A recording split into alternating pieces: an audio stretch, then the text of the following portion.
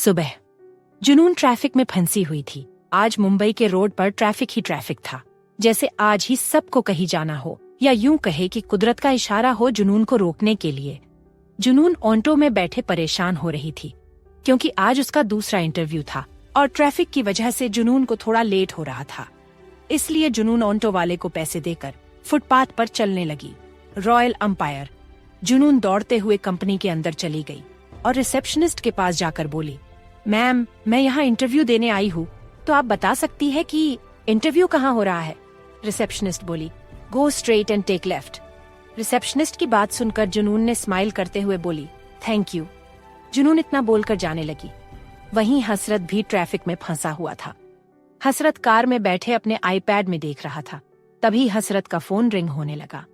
हसरत उस कॉल को रिसीव करके कोल्ड वॉइस में कहा, मॉम, मैंने उस बात को पहले ही क्लियर कर दिया है कि मैं नहीं जाऊंगा और मैं आज बहुत बिजी हूँ, तो आप मुझे बार बार कॉल करके डिस्टर्ब मत कीजिए। हसरत की बात सुनकर कॉल के दूसरी साइड से उसकी मॉम बोली, बेटा, मुझे पता है कि तुम बहुत बिजी हो, पर थोड़ा टाइम निकाल के तो जा ही सकते हो, और वो तुम्हारी। मॉम, मैंने आपकी एक शर्त पहले ही मान ली है, तो आप मुझे जाने के लिए फोर्स नहीं कर सकती है, हसरत ने कहा। हसरत इतना बोलकर कॉल कट कर दिया। वहीं जुनून इंटरव्यू हॉल से निकली, उसके चेहरे पर खुशी दिखाई दे रही थी। जुनून खुद से स्माइल करते हुए बोली, आखिर मुझे एक सेक्रेटरी की जॉब मिल ही गई, और सेक्रेटरी के जॉब में काम भी थोड़ा कम होता है, जो ये मेरे लिए अच्छा है। जुनून जा ही रही थी कि तभी किसी ने पीछे से जुनून को रोकते हुए बोली, जुनून रुको। जुनून आवाज सुनकर रुक गई और पीछे मुड़कर देखने लगी। वहीं जुनून के ठीक पीछे एक खूबसूरत लड़की खड़ी थी। जुनून मुस्कुराते हुए बोली, yes Siya ma'am. Siya HR department की डायरेक्टर थी और आज का इंटरव्यू सिया ने ही लिया था।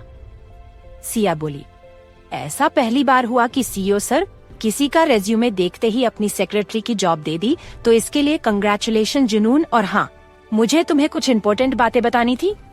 तभी एक लड़की सिया के पास आते हुए परेशान होकर बोली, सिया मैम, एक बहुत बड़ा इश्यू हो गया है, जिसमें हमारी न्यू नेकलेस डिजाइन थी, वो कंप्यूटर कुछ अजीब सा रिएक्ट कर रहा है और वो स्टार्ट नहीं हो रहा है।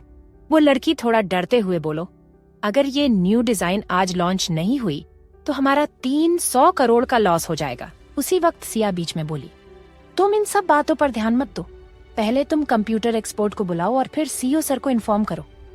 वो लड़की सिया की बात सुनकर बोली, हाँ, मैं अभी बुलाती हूँ और सीईओ सर को भी इन्फॉर्म कर दूंगी, मैं जाती हूँ।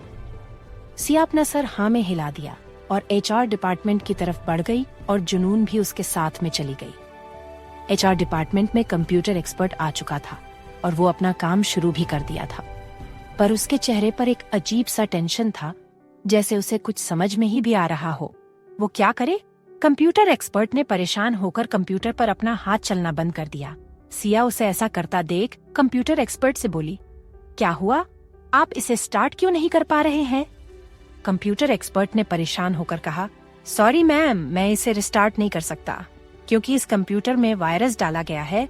ये इतना स्ट्रॉन्ग है कि इसे मैं क्या कोई और एक्सपर्ट भी नहीं निकाल सकता है, बस वही इंसान निकाल सकता है जिसने इस वायरस को डाला है। सिया उसकी बात सुनकर परेशान हो गई और बोली, प्लीज दोबारा ट्राई कीजिए, क्योंकि हमारे पास ज्यादा टाइम है, और कुछ भी करके इसे रिस्टार्ट कीजिए। कंप्यूटर एक्सपर्ट ने कहा, सॉरी, मैं कुछ नहीं कर सकता हूँ। इतना बोलकर जाने लगा। सिया और एचआर डिपार्टमेंट के सभी एम्प्लॉय टेंशन में आ गए।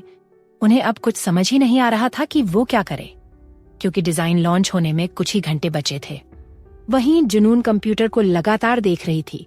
जुनून कंप्यूटर की तरफ देखकर बोली, मैं ये कर सकती हूँ, मैं इस वायरस को निकाल सकती हूँ। वही सिया और एम्प्लॉय हैरानी से जुनून को देखने लगे। उसी पल सिया बोली, क्या ये तुम कर सकती हो? जुनून कंप्यूटर को देखकर अपना सिर हाँ में हिला दिया। सिया जल्दबाजी दिखाते हुए बोली, तो खड़ी क्यों हो?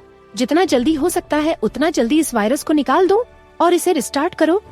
सिया का परमिशन पाकर जुनून जल्दी जल्दी कंप्यूटर के कीबोर्ड पर अपनी उंगलियां चलाने लगी, और वही जुनून के पास खड़े एचआर डिपार्टमेंट के सभी एम्प्लॉय और सिया हैरानी से जुनून को देख रहे थे, क्योंकि कुछ ही मिनटों में जुनून ने लगभग कंप्यूटर को ठीक कर चुकी थी।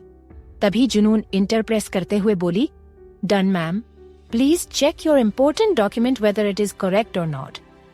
सिया जल्दी से कंप्यूटर में डिजाइन को चेक करने लगी।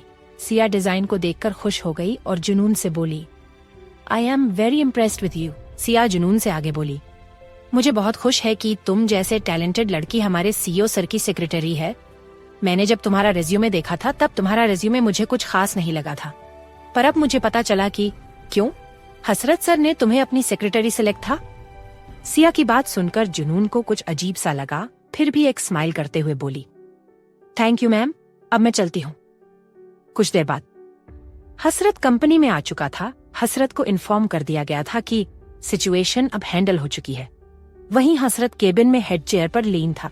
जैसे वो कुछ सोच रहा हो, तभी हसरत लीन होते हुए ही बोला, तुम अपनी गलत का सजा भुगतने के लिए तैयार हो जाओ मिस जुनून सिन्हा। तभी हसरत अपनी रिस्ट वॉच को देखकर किसी को कॉल लगाकर कोल्ड वॉइस कहा, टाइम हो गया है, डिजाइन को लॉन्च करो। इसके आगे जानने के लिए सुनिए cruelty on of my CEO सिर्फ पॉकेट FM पर।